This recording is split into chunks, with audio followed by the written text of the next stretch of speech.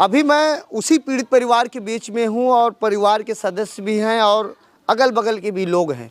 उनसे भी जानने का प्रयास करता हूँ वास्तव में उस नाबालिग किशोरी के साथ जिस तरीके से घटना हुआ और ये लोग वहाँ पे गए, घटना पे मौके पे बॉडी देखे, वहाँ किस तरीके से उसके साथ बदतमीजी किया गया था। आप बॉडी देखे थी वहाँ जाकर लाश? हाँ सर। वहाँ लाश जब देखे पहले पानी में तैर रही थी? पानी में तैर रही थी, करवट भर रही थी। तो जब ये गायब हुई थी घर से तो इनकी माँ भी तो थाने पे गई थी। फिर आरोपी पकड़े गए थे, फिर छोड़ दिए गए थे। क्या पुलिस ये सही की गलत? गलत की पुलिस साहब, गलत की। रुपये पाए गए तो छोड़ दे हैं, ना वो करे होते लड़की हमारे बच जाए। कहीं आप लोगों को ऐसा नहीं लग रहा कि हम लोग दलित हैं ये इसलिए ऐसा हो गया?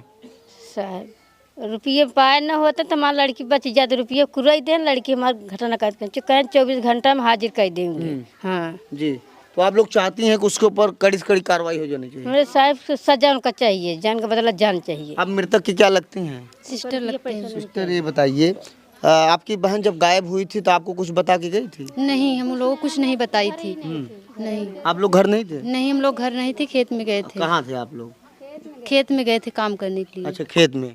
तो जब आपकी माँ थाने पे गई, उन लोगों को नाम बताई, गिरफ्तारी हुई, फिर पुलिस छोड़ दी, फिर आपकी बहन की बॉडी मिली, फिर गिरफ्तारी हुई, तो इसमें किसकी गलती आप मानती हैं? पुलिस की गलती है। जब तक हमारी बहन नहीं मिली, पुलिस को गिरफ्तार जिसको किए छोड़ना नहीं चाहती, मुजरिम को छोड़ना नहीं चाहिए। जब तक हमारी बहन ना मिलती तब तक उनको छोड़ना नहीं चाहिए था। और बोले कि 24 घंटे में तुम्हारी बहन को हाजिर कर देंगे, तो उनको बॉडी मिली।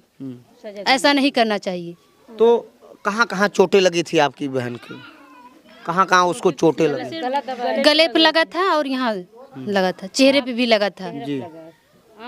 एक बहन की क्या पुकार है, कैसी कार्रवाई हो जानी चाहिए उनके ऊपर? हमारा यही पुकार है कि जैसे हमारी बहन की जान गई, जान के बदला जान चाहिए। जी। आप क्या लगते हैं जो बेटी? भाभी जी। भाभी लगती हैं उनकी। तो आपसे बातचीत होती थी, कुछ कहती थी कि यहाँ जा रही हूँ वहाँ जा रही हूँ? नहीं, वो मतलब किसी कोई बताती ही नहीं थी। मतलब ये तो गुमसुम रहती थी, उसे जैसे ज्यादा बातचीत किसी से नहीं करती थी। वो बात किसी को नहीं बताती थी अपने मन के।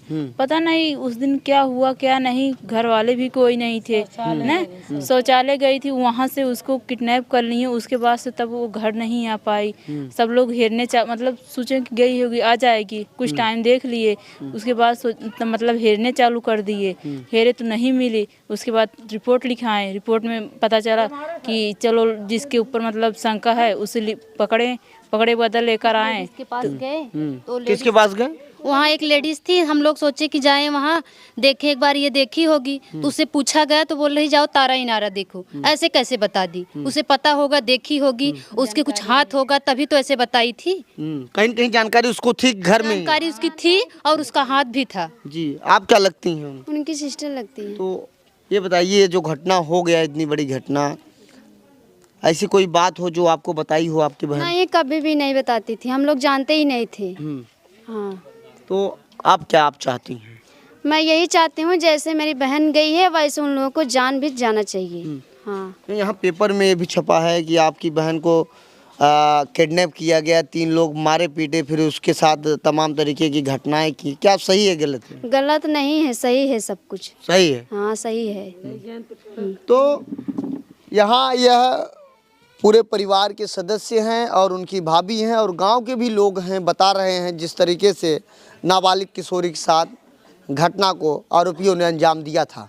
अब तो समय ही बताएगा कि मछली शहर की पुलिस इस पीड़ित परिवार, इस दलित परिवार के साथ कितने समय कदम से कदम मिला के खड़ी है। कहीं न कहीं इसके पहले जब पुलिस उन आरोपियों को गिरफ्तार की, अगर कड़ी से कार्रवाई की होती, कड़ाई से पूछताछ की होती, शायद इस परिवार के बीच में आज मातम न छाया होता। एक पहले जैसे खिलखिलाते खुशी जैसा माहौल रहा होता। फिलहाल उच्च अधिकारी इस मामले को संज्ञान में लिए। अब तो समय ही बताएगा कब तक इस पीड़ित परिवार को न्याय मिलेगा। ऐसे ही आप देखते रहिए आज़ाद VIP न्यूज़ को। जय हिंद।